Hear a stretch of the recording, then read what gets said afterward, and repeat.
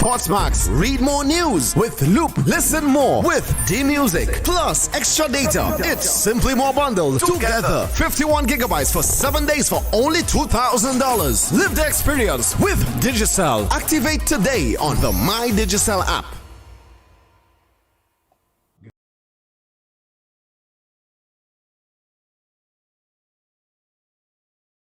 Is the news on top of the hour. Live from our studio in Georgetown. Kaieteur Radio, 99.1 FM.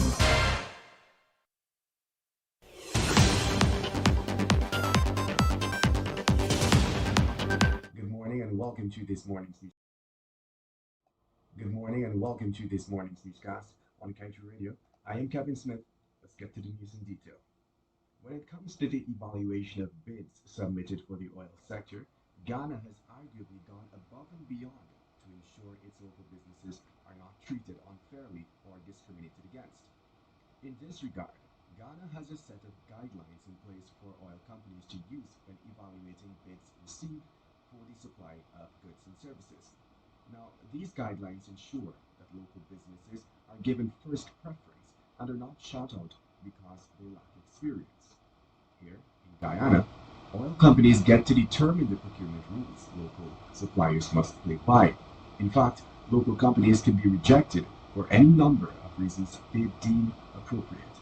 Just last weekend, for example, we reported on how a local manufacturing company was snubbed by an ExxonMobil contractor after it submitted an expression of interest for the provision of personal protective equipment.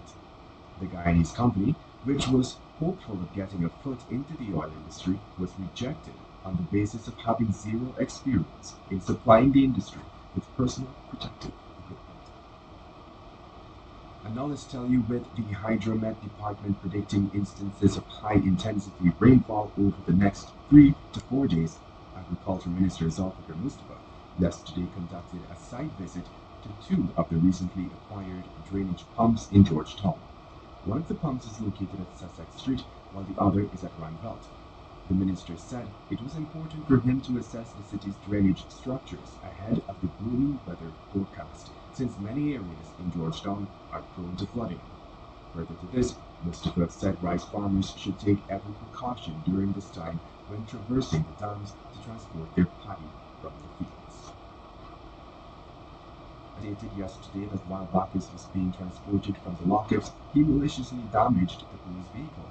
He was subsequently charged and is expected to appear in court on April 12th regarding the offense.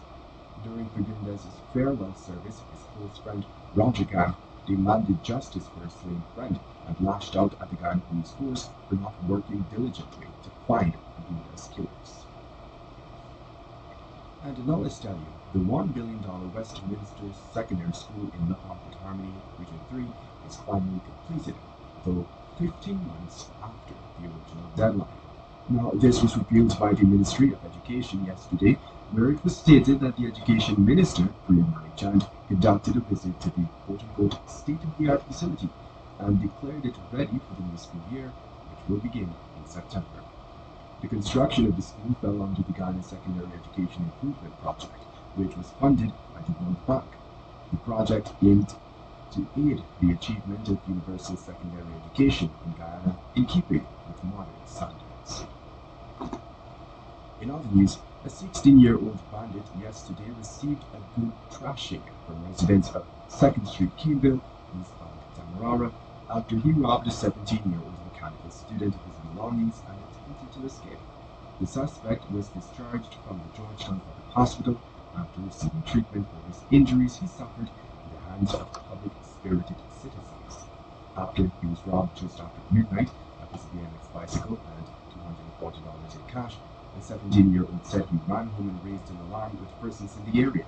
The persons who came to the young man's rescue searched the area and eventually caught one of the assailants. The robber was beaten, but then handed over to the police, while the other 2 suspects managed to escape. And now let's tell you, with the La Soufriere volcano crisis that is currently affecting St. Vincent and the Grenadines, both the Private Sector Commission and the Civil Defense Commission are working together to procure emergency supplies that are to be shipped to the island. Both agencies indicated that they are currently working to supply as many items on the immediate emergency list. Some of the items on the list are as follows, but are subject to be changed as the needs change.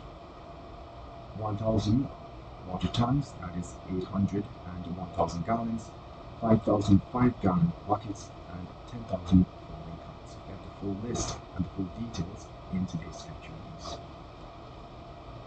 Meanwhile, even though its agenda for 2021 will be focused on ensuring Guyana has a local content legislation in place, the Georgetown Chamber of Commerce and Industry, or GCCI, said it will also seek to garner international support so that its members can be better prepared to benefit from the country's nascent oil and gas sector.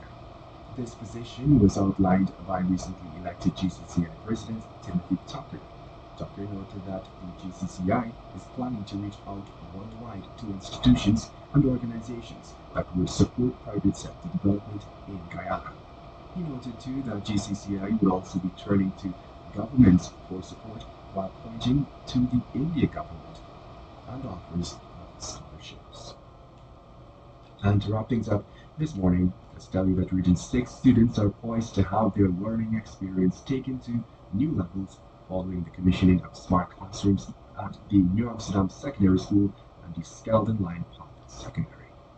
These classrooms are equipped with items such as interactive boards, televisions that will allow teachers and students to connect and interact remotely, motion and voice-activated cameras complete with a voice recognition feature are also installed to ensure effective communication between participants. During the event yesterday, Minister of Education, Purnamani Chand, expressed her excitement to be commissioning the smart classrooms in the region. They are now the 5th and 6th smart classrooms being commissioned across Guyana. And that brings us to the end of this morning's newscast. I am Kevin Smith. Thank you for listening.